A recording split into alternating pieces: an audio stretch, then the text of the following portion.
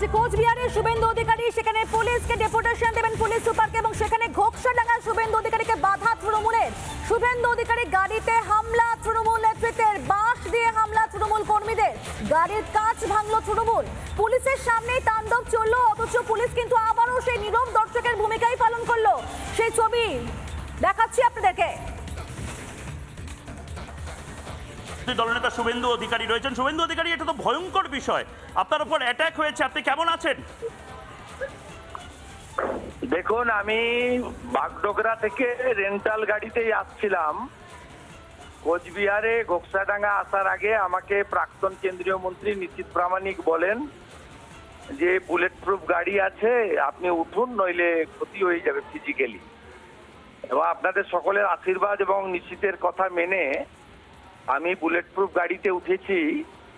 সেই কারণে কথা বলার মতো অবস্থায় আছি, নইলে ডেড বডিটা থাকতো। গোটা গাড়ি তো ভেঙেছে, একাধিক গাড়ি, এবং বুলেট প্রুফ গাড়ি পাথর দিয়ে ভেঙেছে খাগড়াবাড়ি বলে একটি জায়গাতে। প্রায় ১৫০০ উন্মত্ত বাংলাদেশি মুসলমান নেতৃত্বে উদয়ন গুহ,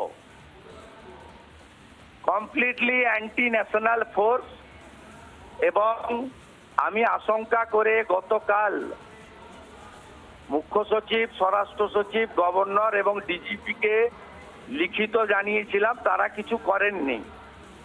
এবং জলপাইগুড়ি সার্কিট বেঞ্চের যে নির্দেশ, সেই নির্দেশও এখানকার ভাইপোর যে এসপি ভায়োলেট করেছে।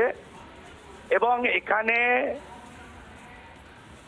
বিধানসভার বিরোধী দলনেতা যে কায়দায় আক্রান্ত হলেন, তাতে সহজেই অনুমেয় কোচবিহার জেলায় তৃণমূল ছাড়া অন্য কারোরই নিরাপত্তা নেই, একবারে পরিষ্কার কথা। সেই কারণে আমার 3 কলিগ এমএলএ নিখিল রঞ্জন দে, বরেন বর্মন এবং সুশীল বর্মন সম্পূর্ণ ব্যক্তিগত এবং ধর্মীয় কাজে গিয়ে কখনো মন্দিরে, কখনো রেল স্টেশনে, কখনো কোর্টে আক্রান্ত হয়েছেন। আমি ওদের বাধা সরিয়ে সেন্ট্রাল ফোর্স যারা আমাদের নিরাপত্তায় ছিল, আমার এবং নিশীথের, তাদেরকে বলেছি আমি যে আপনারা গাড়ি থেকে নামবেন না, ওরা যা পারে করুক।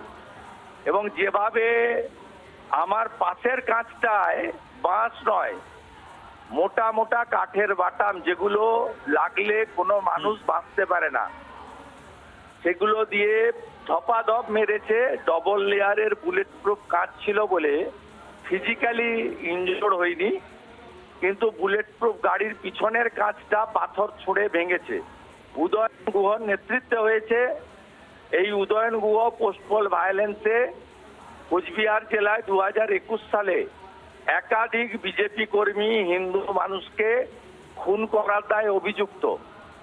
এই উদয়ন গুহকে এনএইচআরসি কলকাতা হাইকোর্টে নটোরিয়াস ক্রিমিনাল বলে ঘোষণা করেছিল।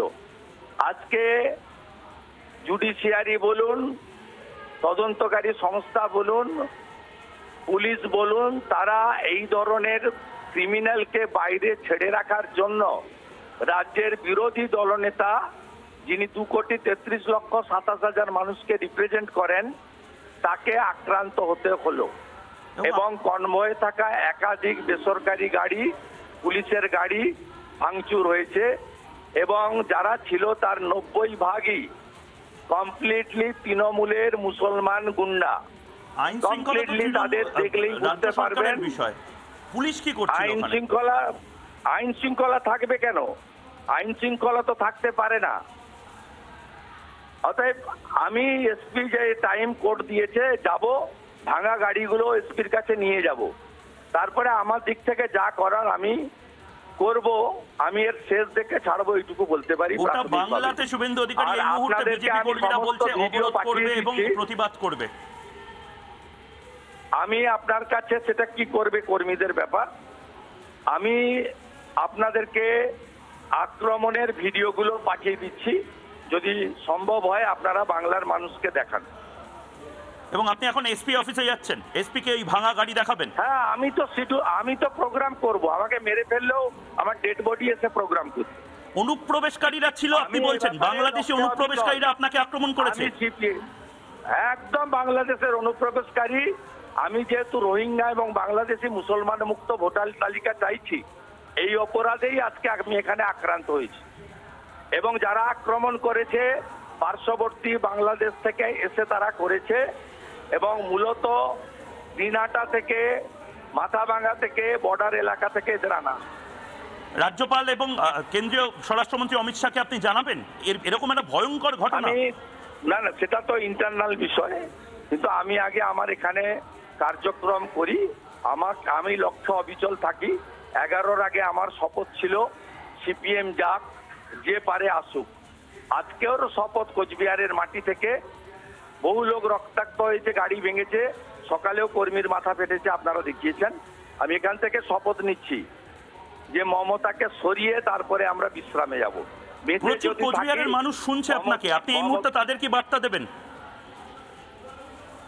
কোচবিহারের মানুষ, এই পরিবেশ যদি না বদল হয় তারা ভোটটুকু দিতে পারবেন না। মিছিল, মিটিং, প্রতিবাদ তো অনেক দূরের কথা। কোচবিহারে যারা তৃণমূলকে পছন্দ করেন না, তৃণমূলের বিসর্জন চান, এবং সমগ্র সনাতনী সমাজ আগামী বিধানসভা নির্বাচনে কেউ ভোটদান কেন্দ্র পর্যন্ত যেতে পারবে না। স্পষ্টভাবে আমি বলে দিলাম, যদি না কেন্দ্রীয় নির্বাচন কমিশন বা সাংবিধানিক দায়িত্বে যারা আছেন তারা কোচবিহারের গণতন্ত্র প্রতিষ্ঠার জন্য এগিয়ে না আসেন। বেশ, অনেক ধন্যবাদ শুভেন্দু অধিকারী আমাদের সাথে রিপাবলিক বাংলা এক্সক্লুসিভ প্রথম প্রতিক্রিয়া। ভয়ঙ্কর ঘটনা এই মুহূর্তে, সেই ছবি আমরা দেখাচ্ছি। রাজ্যের বিরোধী দলনেতা Z+ ক্যাটাগরি সিকিউরিটি পান, তার যদি এই অবস্থা হয়, গোটা বাংলার সাধারণ মানুষ যারা এই মুহূর্তে বিরোধী দল করছে, যাদের মাথা ফাটছে, তারা কি জানে বাঁচবে? শুভেন্দু অধিকারী বলছেন, এই মুহূর্তে ব্রেকিং নিউজ, শুভেন্দু অধিকারী বলছেন তার উপরে যারা হামলা করেছে তারা বাংলাদেশি অনুপ্রবেশকারী, এবং তিনি এর জন্য তদন্ত দাবি করছেন।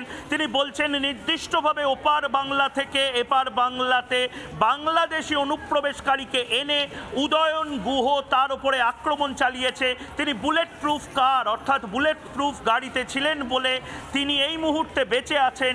কিন্তু যেভাবে আক্রমণ চালানো হয়েছে, শুভেন্দু অধিকারী রোহিঙ্গাদের বিরুদ্ধে কথা বলছেন বলে, বাংলাদেশি অনুপ্রবেশকারী যারা ভোটার লিস্টে আছেন বলে কথা বলছেন, তার জন্য তার উপরে আক্রমণ। ফুল ফ্রেমে আমরা দেখার চেষ্টা করব এই মুহূর্তে যে ছবি, ভয়ঙ্কর ছবি এই মুহূর্তে। শুভেন্দু অধিকারীর গাড়ি, শুভেন্দু অধিকারী বিরোধী দলনেতা হয়ে কোচবিহারে এই মুহূর্তে যে ছবি আমরা দেখাচ্ছি, ভয়ঙ্কর ছবি। এই ছবির প্রতিবাদে, এই আক্রমণের প্রতিবাদে গোটা বাংলাতে আমরা যা খবর পাচ্ছি, বিজেপি কর্মীরা তারা এই মুহূর্তে আন্দোলনে নামছেন। এই মুহূর্তে রিপাবলিক বাংলায় প্রথম প্রতিক্রিয়া। আমরা আবার শুভেন্দু অধিকারী কি বললেন সেটা শুনবো, কিন্তু তার আগে যে ছবি, সেই ছবিগুলো একবার দেখুন।